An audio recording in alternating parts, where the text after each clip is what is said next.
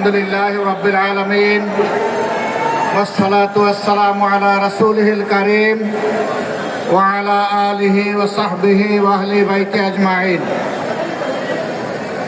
বাংলাদেশ জামায়াতে ইসলামী ঢাকা মহানগরী দক্ষিণ শাখা কর্তৃক আয়োজিত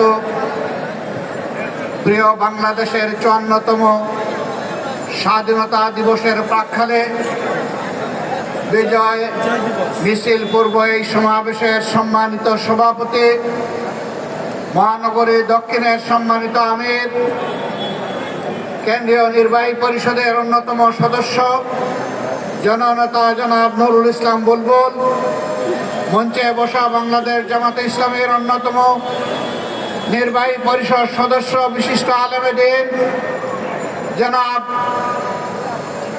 AHM আব্দুল হালিম, মঞ্চে বসা মহানগরীর সম্মানিত নেতৃবৃন্দ, আমার সামনে উপস্থিত বাংলাদেশের লাল সবুজ পতাকা মাথায় নিয়ে আজকে যারা হাজির হয়েছেন প্রিয় জনগণ, আমি আপনাদের সকলকে বিজয় দিবসের শুভেচ্ছা জানাচ্ছি। ওই সমস্ত ভাই বোনদেরকে যারা শুধু দেশে নয় বিদেশে থেকে আমাদের হারিয়ে যাওয়া, ছিনতাই হয়ে যাওয়া এই বিজয়কে ফিরিয়ে এনে জনগণের কাছে উপহার দেওয়ার জন্য সমান তালে ৫৪টি বছর বিশেষভাবে গত ১৫.৫ বছর লড়াই করেছেন, আমি সমস্ত যোদ্ধাদেরকে আজকে বিজয় দিবসের শুভেচ্ছা জানাচ্ছি। গভীর কৃতজ্ঞতা জ্ঞাপন করছি যারা ৭১ সালের রণাঙ্গনে বুক চিতিয়ে যুদ্ধ করেছিলেন, জীবন দিয়েছেন, বঙ্গত্ব বরণ করেছেন, লড়াই করে সেদিন বিজয় উপহার দেওয়ার জন্য যারা ঘর থেকে বের হয়ে এক এক করে ৯.৫ মাস যারা রণাঙ্গনে ছিলেন, আমি তাদের সকলের প্রতি গভীর কৃতজ্ঞতা জানাচ্ছি।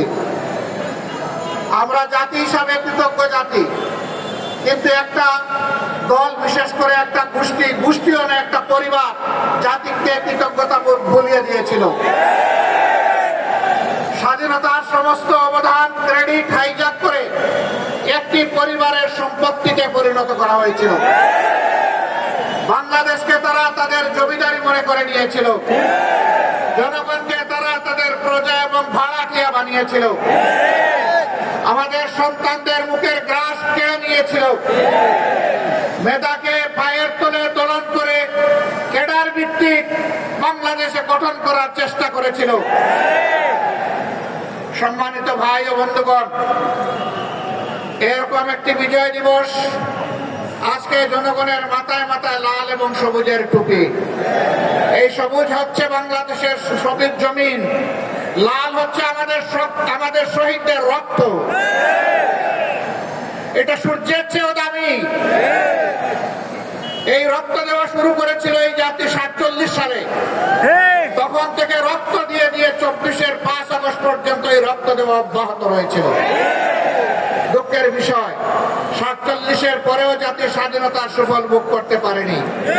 আবার ৭১-এর পরেও জাতির স্বাধীনতা হাইজ্যাক হয়ে গিয়েছিল। আজ পর্যন্ত কোনো জবাব নাই এই জাতির সামনে, কেন সেদিন মুক্তিযুদ্ধের সর্বাধিনায়ক পাকিস্তানি আর্মির আত্মসমর্পণ অনুষ্ঠানে থাকতে পারলেন না,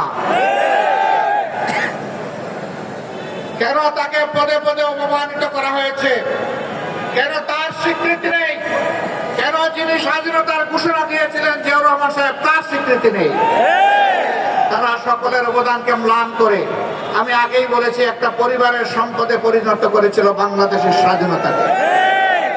মুক্তিযুদ্ধের চেতনার নামে তারা জাতিকে শোষণ করেছে, ধোঁকা দিয়েছে, জাতির উপর জুলুম করেছে, জাতির অধিকার কেড়ে নিয়েছে, জাতিকে দাসে পরিণত করেছে। বিশেষভাবে অভিনন্দন জানাই। যে লড়াই শুরু হয়েছিল ৭২ সাল থেকে সত্যিকারের স্বাধীনতার সুফল ভোগ করার জন্য, জনগণের হাতে স্বাধীনতার সুফল তুলে দেওয়ার জন্য, সেই লড়াইয়ের একটা পর্ব সমাপ্ত হয়েছে ২৪-এর ৫ই আগস্ট। এই ২৪-এর লড়াইয়েও জনগণকে নিজ দেশের স্বৈর শাসকের হাতে জীবন দিতে হয়েছে। তারা জনগণের জীবনকে পাত্তাই দেয়নি, গুলি করেছে মাটি থেকে, গুলি করেছে আকাশ থেকে। গুলি করে জনগণের বুক ঝাঁঝরা করে দিয়েছে। এই লড়াইয়ের প্রতীক হচ্ছে শহীদ আবু সাঈদ। হাতের মধ্যে কোনো আগ্নেয়াস্ত্র ছিল না, বোমা ছিল না, ককটেল ছিল না, খালি হাতে আরেক হাতে রাবারের একটা স্টিক নিয়ে এসে দাঁড়িয়েছিল। সে বলেছিল, বুকের ভিতরে তুমুল ঝড়, বুক পেতেছি, গুলি কর। সেই জ্বরটা কি ছিল? সেই জ্বর কি একা তার ছিল? নিশ্চয়ই না। বাংলাদেশের অধিকার কেড়ে নিয়ে, জনগণের অধিকার কেড়ে নিয়ে জনগণকে যে দাসে পরিণত করেছিল, সেই ঝড় তার বুকের মধ্যে ছিল। এত রক্ত, এত ত্যাগ, এরপরে আমরা যেটাকে বলা হচ্ছে দ্বিতীয় স্বাধীনতা, এই স্বাধীনতার প্রতি সম্মান দেখানো এখন আমাদের নাগরিক এবং জাতীয় দায়িত্ব। জীবন দিয়ে যারা বিদায় নিয়েছে তারাও আমাদের জাতীয় বীর। এই লড়াইয়ের ময়দানে দেশে বিদেশে যারা শহীদ হয়েছে তারাও আমাদের জাতীয় বীর। আমরা জাতীয় বীর দেখে আমাদের উচ্চ শিখরে রেখে তাদেরকে আমরা সম্মান জানাতে চাই। জাতীয় বীরদের এই অবদান কোনো ব্যক্তি, কোনো পরিবার, কোনো গোষ্ঠী, কোনো দলের লোলুপ দৃষ্টির সামনে এটা যেন হারিয়ে না যায়। বাংলাদেশের জনগণকে পাহারা দিতে হবে। আপনারা পাহারা দিতে পারবেন? 24 ঘন্টা, 365 দিন, বছরের পর বছর, যুগের পর যুগ, শতাব্দীর পর শতাব্দী পাহারার জন্য আমাদেরকে তৈরি হতে হবে ইনশাআল্লাহ। আজকের এই র্যালি থেকে আমরা জানিয়ে দিতে চাই, বারবার বুকে রক্ত দিয়ে যে জাতির স্বাধীনতা আনতে পারে, সেই জাতির সন্তানেরা আর এই স্বাধীনতা কাউকে আর ছিনতাই করতে দেবে না ইনশাআল্লাহ। আমরা সবাইকে ধৈর্যের সাথে বাংলাদেশ গঠনে অবদান রাখার জন্য অনুরোধ জানাবো। কাউকে যেন কোনো অস্থিরতা পেয়ে না বসে। আমরা পরিষ্কার বলে দিয়েছি, 15.5 বছরে কিছু আবর্জনা, কিছু জঞ্জাল তৈরি হয়েছে, সেই জঞ্জাল পরিষ্কার করতে হবে। নির্বাচনের সুষ্ঠু পরিবেশ নিশ্চিত করতে হবে। জনগণের ভোটার তালিকা শুদ্ধ এবং সুষ্ঠু করতে হবে। দেশের জনগণের করতে হবে। বিদেশে আমাদের প্রবাসীরা যারা আছে তাদেরও এই তালিকায় অন্তর্ভুক্ত করে আগামী নির্বাচন হবে ইনশাআল্লাহ। আমরা একজন নাগরিক ভোটার তালিকা তাকে বাদ পড়ুক, আমরা এটা চাই না। এর জন্য যা করা দরকার সরকারকে তাই করতে হবে। এই উদ্যোগ নেওয়া প্রয়োজন, নির্বাচন কমিশনকে সেই উদ্যোগ নিতে হবে। এই উদ্যোগে আমরা কোনো ব্যতিক্রম, কোনো শিথিলতা আমরা বরদাস্ত করব না। ঘরে ঘরে জনগণে গিয়ে এই তালিকাকে নিশ্চিত করতে হবে। যারা চুরি করে ভুয়া ভোটার হয়েছে, একাধিক জায়গায় ভোটার হয়েছে, তাদেরকে এখান থেকে পাক সাফ করে ফেলতে হবে। যারা ধোঁকা দিয়ে একাধিক জায়গায় ভোটার হয়েছে, ওরা আদৌ ভোটারের যোগ্য কিনা সেই সিদ্ধান্ত নিতে হবে। সম্মানিত দেশবাসী, আজকে কথা বলার দিন নয়, আজকে আল্লাহ তাআলা শুকরিয়া আদায় করার দিন। এই পল্টনেই আজ থেকে কয়েক বছর আগে, 2 দশকের অধিক সময় আগে, আল্লাহর কিছু বান্দাকে বড় নির্মমভাবে হত্যা করা হয়েছিল। এইরকম সময়ে, আজকে যে রকম সময়ে কথা বলছি, এইরকম সময়ে স্পষ্ট দিবালুকে 28 অক্টোবর 2006 সাল, নিশ্চয়ই জাতির স্মৃতি থেকে এটা হারিয়ে যায়নি। সেই দিন বাংলাদেশ পথ হারিয়েছিল। আবার এই বাংলাদেশের পথ খুঁজে পেতে আরো অনেক রক্ত দিতে হয়েছে। কি অপরাধ ছিল আমাদের সেই বন্ধুদের, ভাইদের? তাদের কোনো অপরাধের কথা আজ পর্যন্ত কেউ বলতে পারলো না। নিরপরাধ এই মানুষগুলোকে পিটিয়ে শুধু হত্যাই করা হলো না, তাদের নিকর দহর উপর উঠে তারা লাফালাফি, নাচানাচি করেছিল। এরা কি মানুষ না পশু? পশু নয়। আল্লাহ তাআলার ভাষায় এরা পশুর চাইতে নিকৃষ্ট। আল্লাহ প্রথমে বলছেন বিবেক দিয়েছি, বিবেক অনুযায়ী কাজ করে নাই। আল্লাহ বলছেন এরা পশু।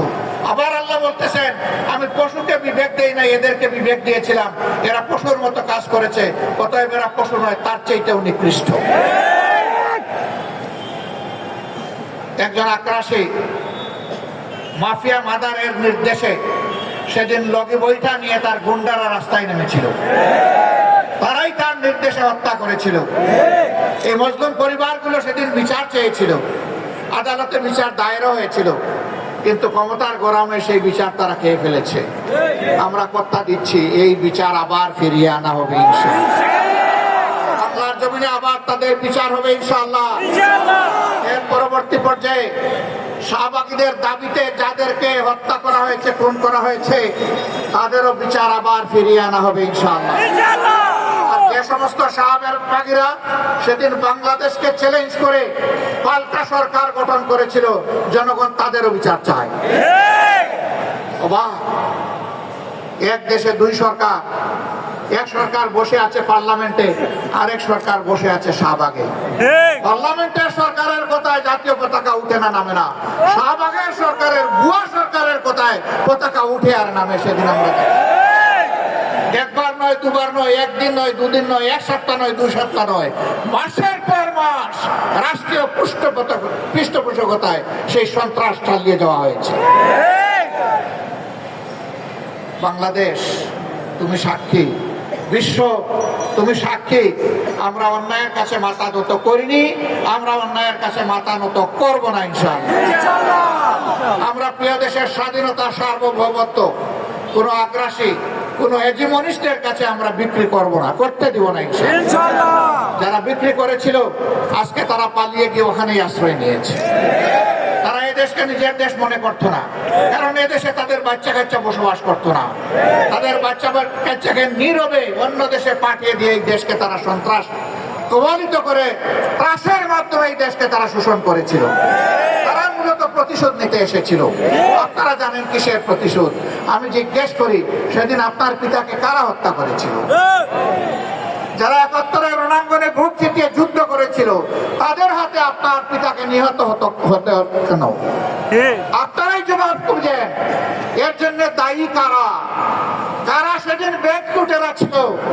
কারা সেদিন নৈব্য সৃষ্টি হওয়া বাংলাদেশকে তলাবিহীন চুরিতে পরিণত করেছিল? কাদের নেতা বলেছিল ডাইনে যাদের দিকে তাকাই তারাও চোর, বামে যাদের দিকে তাকাই ওরাও চোর, সামনে যাদের দিকে তাকাই ওরাও চোর, পেছনে যাদের দিকে তাকাই ওরাও চোর? কাদের নেতা বলেছিলেন? কাদেরকে বলেছিলেন উদ্দেশ্য করে? সেই জবাব আজকে তাদেরকে খুঁজতে হবে। কাজেই প্রতিশোধ জনগণের উপর নয়, প্রতিশোধ নেন আপনাদের অপকর্ম সংগঠনকারীদের উপর। আশ্চর্য বিষয়, তারা বাংলাদেশটাকে টুকরা টুকরা করে, বিভক্ত করে, হানাহানি, হিংসার রাজত্ব কায়েম করে পালিয়ে গিয়ে এখনো বাংলাদেশকে তারা স্থির থাকতে দেন না। তারা মাঝে মধ্যে ফোনা তুলে ফুসফাস করার চেষ্টা করেন। যেই জাতি আপনাদেরকে উচিত শিক্ষা দিয়ে তাড়াতে পেরেছে, সেই জাতি আপনাদের ফোনাও একদম গুঁড়া করে দিতে পারে। এটা মনে রাখবেন। এই দেশে যোদ্ধা 2 লাখ 4 লাখ নয়, এই দেশে যোদ্ধা মিনিমাম 10 কোটি। এই 10 কোটি যোদ্ধার 20 কোটি হাত সদা প্রস্তুত যে কোনো ষড়যন্ত্র রুখে দেওয়ার জন্য। আমরা আল্লাহ তাআলা সাহায্য চাই, আমরা যেন অন্যায় এবং অসত্যের বিরুদ্ধে আপোষহীন লড়াই করতে পারি। প্রিয় দেশবাসী, আসুন আমরা আরেকবার অঙ্গীকার করি আজকের এই বিজয় দিবসে আমরা অবশ্যই দেশকে ভালোবাসবো। আমরা কারো তাবেদার বানাতে এই দেশকে দেব না, এবং কেউ তাবেদারি করতে আসলে তাকে আমরা ছাড় দেব না। এই অঙ্গীকারে আজকের এই বিজয় দিবস উদযাপিত হোক। আরেকবার আপনাদেরকে শুভেচ্ছা, বিজয় দিবসের মোবারকবাদ জানিয়ে দেশে প্রবাসে নিবাসে যারা আছেন সকলের প্রতি কৃতজ্ঞতা জানিয়ে আপনাদের সুস্বাস্থ্য কামনা করে প্রিয় বাংলাদেশ আল্লাহ তাআলা কিয়ামত পর্যন্ত দীর্ঘজীবী করুন সেই দোয়া করে বিদায় নিচ্ছি। আসসালামু আলাইকুম ওয়া রাহমাতুল্লাহি ওয়া বারাকাতুহু।